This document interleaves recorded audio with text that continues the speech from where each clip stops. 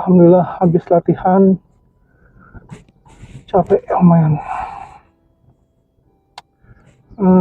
Buat teman-teman yang mulai tertarik dengan panahan, tapi bukan panahan modern ya, bukan panahan olimpik, bukan panahan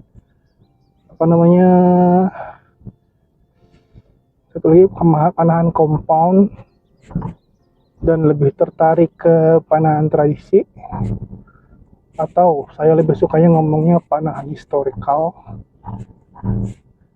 Sebaiknya teman-teman lebih dulu tahu jenis-jenis dari panahan historical itu apa saja.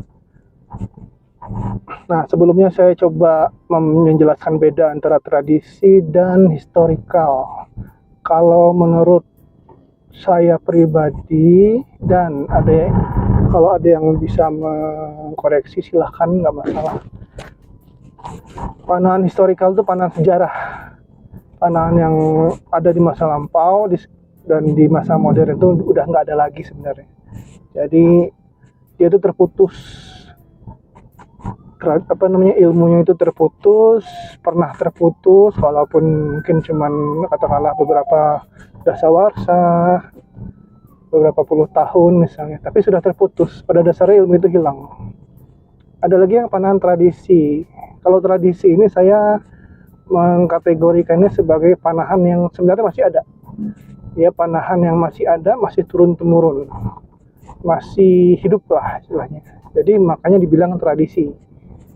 Walaupun secara bahasa bisa aja kita ngomong panahan tradisi masa lampau misalnya. Tapi ya jatuhnya panahan historical.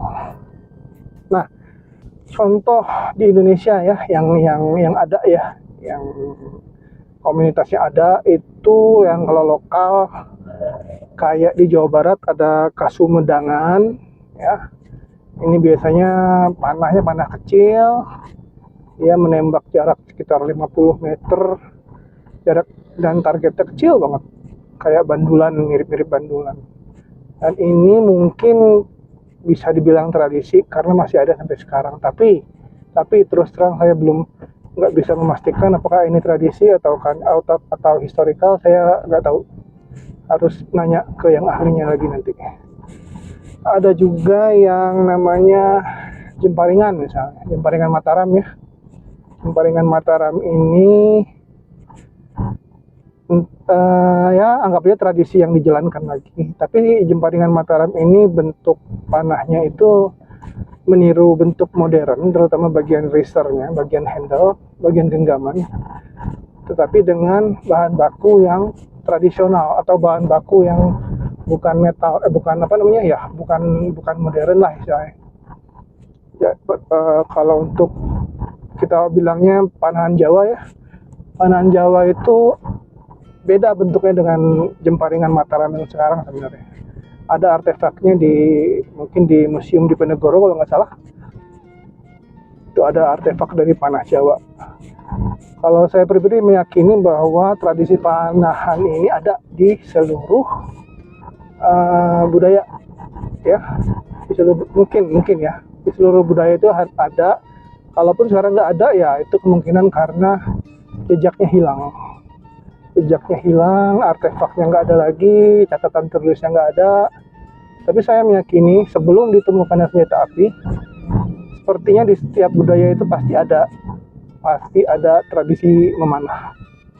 Kemudian yang benar-benar tradisi itu kayak Papua itu sampai sekarang di suku-suku yang ada di sana itu tradisinya masih ada, itu tidak putus.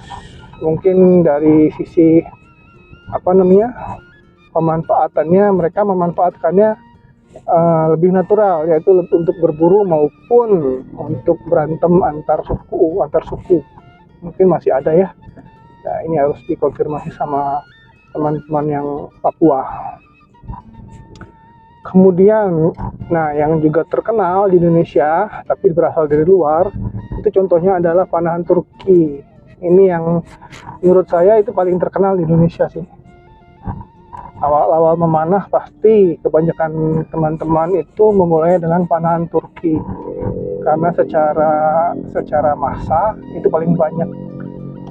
Panahan Turki ini historical juga kalau dari saya dan dari orang Turki sendiri yang ngomong.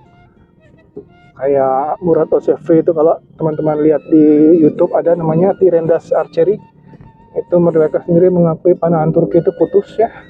Jadi yang dilakukan sekarang adalah rekonstruksi dari panahan Turki zaman lampau, panahan tradisional atau panahan historical zaman lampau. Kemudian ada panahan Korea. Panahan Korea itu biasanya jarak tembaknya itu yang 145 meter, yang sudah dimodernisasi. Itu mereka tidak memakai arau anak panah tajam, tapi anak panah yang tumpul, dan kalau kena target itu ada sensornya berbunyi. Ada kalau nggak berbunyi, ada lampu.